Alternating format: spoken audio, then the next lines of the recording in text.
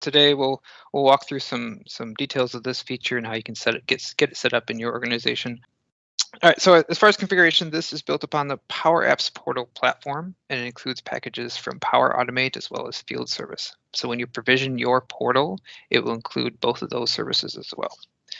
You start the process of setting this up by going to the make.powerapps.com and then go to create, and you'll be able to find your field service portal currently in preview within the list of pre-made templates.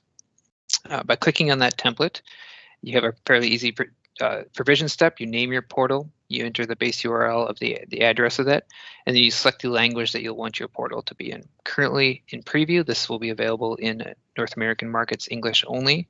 In the future, we will open this up to additional markets and languages. From this point, you click create. I already have a portal in this environment. You're only allowed one portal per environment. But when you create, it takes approximately 30 minutes to have this portal created.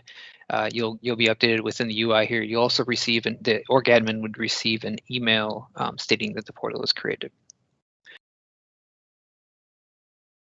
And so once your portal is created, as I mentioned, you'll have some Power Automate flows as well as some new field service settings that you'll be able to use to set up this experience and then test it out.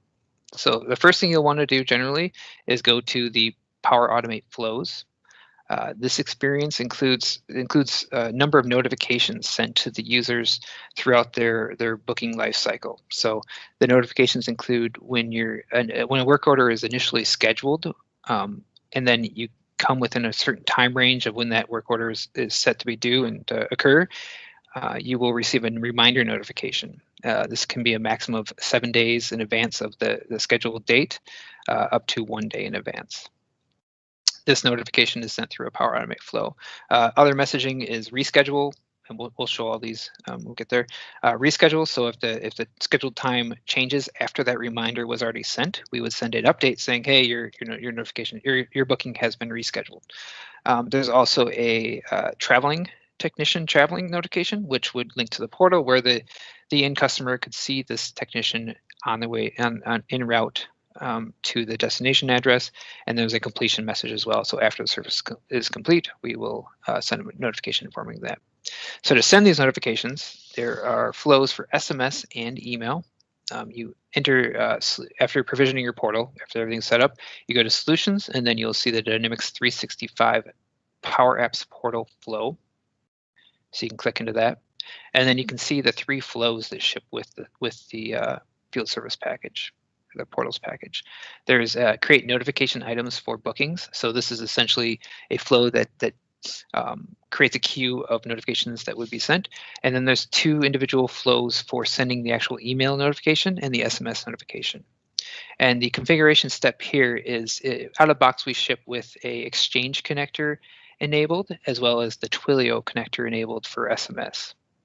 And so you'll want to use your own first-party Exchange and Twilio accounts. You can also use alternate connectors for email or SMS. We just ship with these as they are popular connectors. To swap in an alternate connector, you just clone the flow and then replace it with your own connector. With these out-of-box connectors, however, you will need to do the step of creating your account or setting up the connector with your account. So, for example, with the O365 Exchange connector, you would just click here and then you would add your new connection, which would authenticate with your account, and then you'd be ready to go. This gives you control of the sender of this email, so it can come from your company. You could swap in the generic out-of-the-box email connector for Power Automate if you would like as well. However, it doesn't support controlling those sender details. On the SMS side, very similarly, you would want to go into that. You'll want to go into that flow, edit that, and then similarly, we have the Twilio connector here, and you'd want to configure your account details here. Add your new connection. Currently, we're using a trial account with Twilio for testing. You could also use that. Eventually, you would want a paid SMS provider. In the future, we will explore alternatives such as first-party SMS providers as they become available globally. So from there, you have your portal provisioned. You have your email and SMS flows ready to send the messages. Those are the first 2 steps in your setup.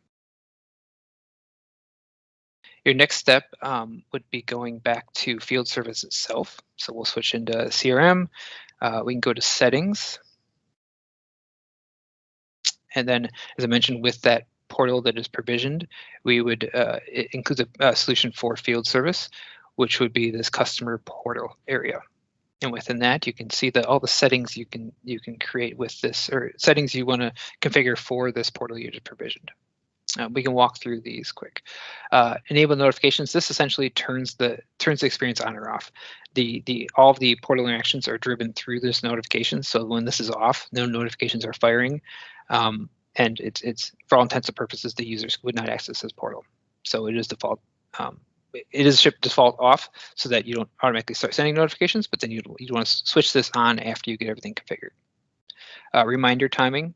Again, we send reminder messages to all bookings that are scheduled, and you can set this between 1 and 7 days. If you set this to none, it essentially shuts off that reminder. However, you could still send other notifications like traveling. Communication type is multi-select, so if you want to send SMS and email to the customer, or SMS or email, you can disable or enable these communication types. Enable map. This is in case you want to use this experience with the ETAs and things, but you do not want to show the actual technician traveling on the map. You can disable this value. Resource details. Again, we show the resource's image and their name when they're traveling to the technician's location. We do not show that in the reminder or we don't show that in the reminder or the reschedule, because the resource could be changed between when it's booked and when those messages are sent. But when the technician is traveling, we can show their picture, and we'll show that when we illustrate the demo. Excluded work order accounts and excluded accounts. These are important for a couple of reasons. There may be some work order types that just don't make sense to send reminders and send technician traveling type experience. So we allow you to exclude those. Similar to excluded accounts, if there's some accounts that do not want this messaging, or if you're testing, probably an important area here, if you're testing an environment with an environment that may have real customer contact information, you'll want to add those accounts to the excluded list to make sure you're not sending them incorrectly sending them bookings if you're testing with that data. The next big area is display, and so we do allow some branding within the portal. Right now, it's you'll select your font style, the primary color, the text color, and the background color. This allows you to align the portal with the colors of your brand. These basically influence the portal maker side of things, which you could also, I'll show you in a second. We can go into the Power Apps portal maker experience. You could also edit CSS if you have a professional dev on staff. The next area is content or code snippets. Sorry. These basically are dynamic pieces of text that can show up in the portal, the email, and the SMS. And so for a new setup of this, there are a few things you'll definitely want to adjust here. Some are, if you don't use the word terminology of booking within your organization, you could change this string to be like appointment or something like that. It gives you a little more flexibility. And then when you update this string, it would show that word appointment in all places that it would exist within the email, the SMS, and the portal itself. Yes, and then this is the value you would adjust there. The ones you would probably want to update is there is a title here, and so currently it's Contoso Ltd. You'd want to update that title to your brand name. Similarly with the company name, this is just a string for your company name. We're calling this, for the demo purposes, Contoso Cable. We have a general support contact email and phone number, which if you don't want to display this on the portal, you can hide those things. Otherwise, you'd want to update that to your contact information. Otherwise, there's a footer as well that you'd probably want to update, if you have legal requirements, and then a mobile header for header image and things. Currently, you cannot upload a new image here, but you can upload a image via the Power Apps portal designer. So let's go hop over there, and people are familiar with the Power Apps portal. This will be a familiar experience. Those of you who have not used this, we strive to move everything as much as possible into field service settings, so you don't need to jump around to different areas. But there's some elements you may want to adjust there. So let's take a look there. All right, so this is the portal we had provisioned in this environment. And all you'll need to do is click on Edit. While this is loading, there are a few things in the Power Apps portal to note. If you are a customer with an existing Power Apps portal, you will not be able to integrate this experience into that portal currently. This would be a standalone portal that your customers can use and is designed as such. We are looking to integrate that in future waves, but that will not be possible today. So this experience would be independent of other things you have set up on portals. The other things about this is in the Power Apps portal, the experience is mostly locked down, so the UI of the portal itself cannot be modified other than the header, the footer outside of the fixed area, and then those content snippets that we had reviewed previously.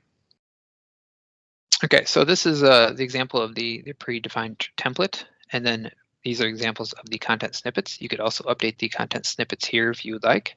And again, it will reflect in all the different areas, and it'll also reflect back in the C1 settings side. So you can adjust that phone number, that same text, etc.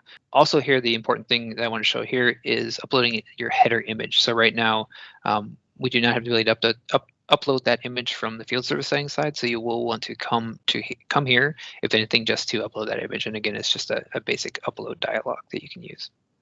Other than that, the only other modifications you may want to do here is, again, if you wanted to, for example, you had a legal footer, specific legal footer you need to add into the portal, you'll want to edit that here. If it goes beyond what our content snippets support.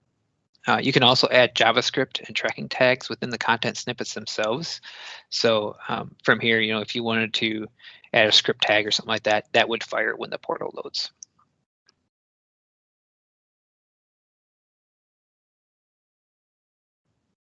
Okay, so I think that covers the configuration and customization of the portal.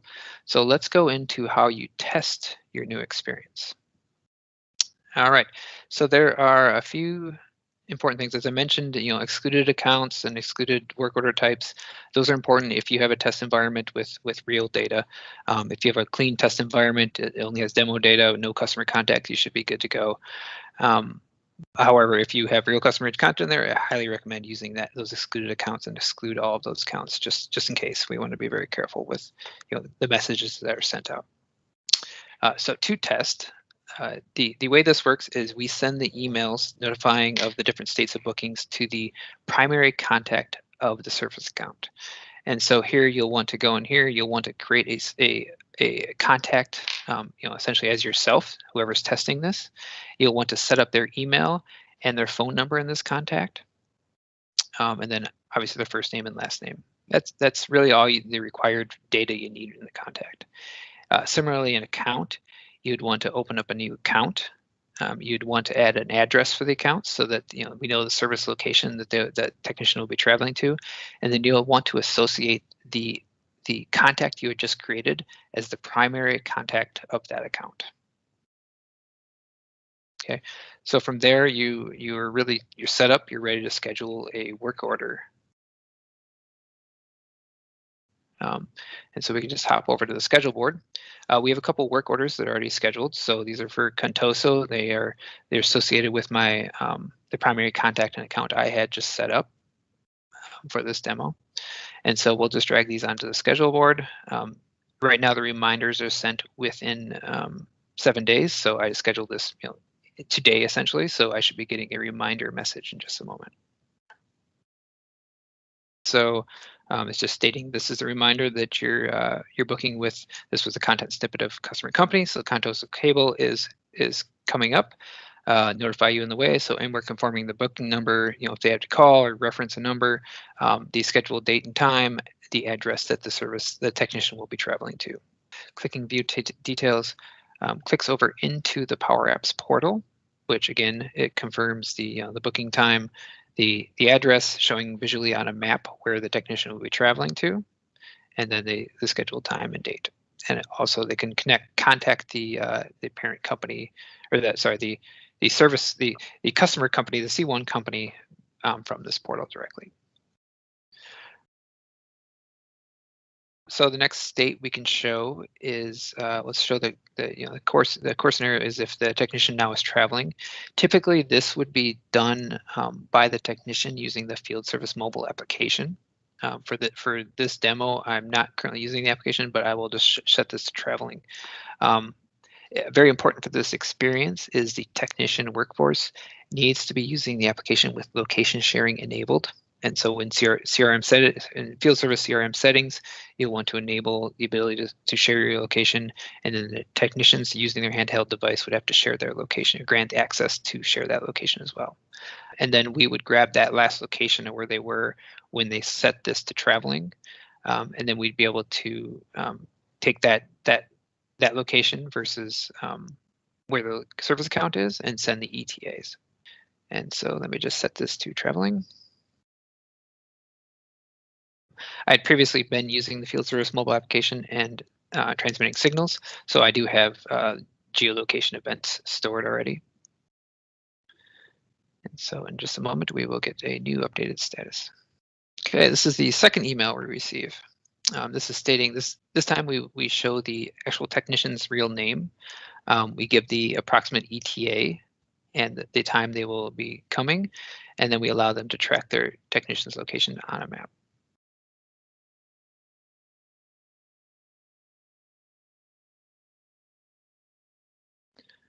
All right, so this is the traveling experience. And again, we are showing the estimated time of arrival for the technician heading your way. This takes into the real time zone as well. We can show the technician's name as well as their image, as long as that's configured. If their image is not configured, we'll just show their initials, so that'd be AM. Again, we'd show the scheduled time, the booking number, the location, and the contact details. If I was driving in my car right now with the field service mobile application, it would be transmitting my lat and long approximately every 60 seconds. And then that would allow this the car on this map to animate along a smooth route and until it gets to the location. When it gets to the location, this bar at the top fills up to blue as in they're there, and Abraham McCormick has arrived would be the new terminology, new language there. Additionally, if you have SMS enabled, you will be receiving mobile text messages as well, which clicks through into the same experience that you would see on desktop. This experience is built to be responsive, and it will work consistently on mobile tablets and the PC desktop. So similarly, you see your map, you see your driver destination, you see your technician, and you see the booking details and times. All right, so that was the traveling experience. From there, the typical steps in the work order lifecycle or booking lifecycle would be to complete the service. And so similarly, when the technician they complete their work on site, they would set their status to completed from the field service mobile application. Again, I'm just doing it from the web for now. I will also receive a completed SMS and or email.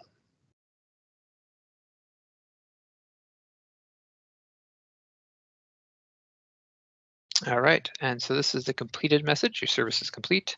Again, very basic details. We're just showing your booking's complete. Again, we show the technician that had completed service, a quick thank you, and the time it was completed for record purposes. Again, clicking through the portal shows essentially the same details that had come through in the messages. We're showing the technician's name, the fact that they have completed their image. Again, the time service was complete, and the booking number for reference for historical purposes, or for the customer if they wanted to contact support or for other reasons.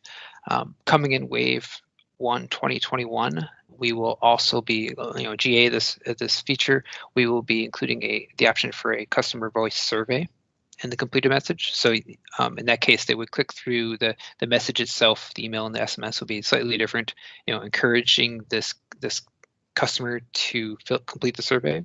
When they click into their portal, we would have an inline survey directly replacing the map. So that will be coming with the GA of this feature. There's two other messaging types. One is reschedule, and one is cancel. And so those are fairly self-explanatory. So if you have a message that is scheduled, and if it's within that date range of your reminder message, and then that appointment is rescheduled, you would receive a notification, that the customer would receive a notification stating that the booking has been rescheduled. If it is not within that time range of reminders, so if it's not within the default 7 days or less, and they have not received a reminder message, they will not receive a reschedule message if it is rescheduled. And I just received the booking is the reminder message. So let me just reschedule this. Say it moved an hour or so, and then I'll show quick the reschedule message. These two messages do not include a link to the portals. They're just stating that your service has changed and the new service time. And this is the reschedule message, so just stating it has been rescheduled, and it shows the new time of service. And similarly, let's show the canceled state. Okay, so we canceled this work order, canceled, and then we also the end user would receive a notification stating that their previously scheduled booking has been rescheduled. All right, so that is essentially the various steps in the booking lifecycle that we're hitting with this, and that one of the goals is really to keep your customers informed of what's happening when their technician's going to arrive. Help them better prepare for this service visit, as well as make sure that they are ready and available when the technician actually arrives, because we definitely want to avoid those wasted trips, and they become very expensive. For testing this, as I mentioned, make sure you're using accounts and contacts that are valid email addresses for the users that are actually testing in. Try to avoid using any customer data in there. If you're testing without using the field service mobile application, one good tip is you can actually inject the Latin longs into field service, so that you don't have to leverage the app just to test the experience. Because if there's no technician's Latin long and you don't know the location of the technician, the map will not render correctly. So real quick, I'll show you how to do that as part of your testing. So basically, you can go to Advanced Find. You go to Advanced Find. The entity you're looking for is geolocation tracking, so just select that from this dropdown. You can view the results there. This would allow you to see all the location events that have happened in the past. You say new geolocation entity, or new geolocation tracking. This will load the following form. You can name this to be whatever. The user should be the resource that is booked for this appointment. And then you can set the date and time, any date and time, present to the future, doesn't matter. And then you can set the Latin long where you want the technician to appear on the map. And this will give you a point in time at least, so you can test this experience. Yes, currently this would be created as a new portal. We are looking at plans in the near future to be able to integrate this into an existing portal. But as of today and for preview, this would be an independent standalone portal experience. Currently, there is not. It would only go to the primary contact of the service account for preview. For GA, we will be expanding that, so you can select which contacts. There's multiple types of contact. There's a reported by contact. There's a secondary contact, I believe, and there's primary contact. We'll allow you the configuration options to select which contact you'll send this messaging to. However, at this time, we would only allow you to send it to one contact rather than multiple recipients.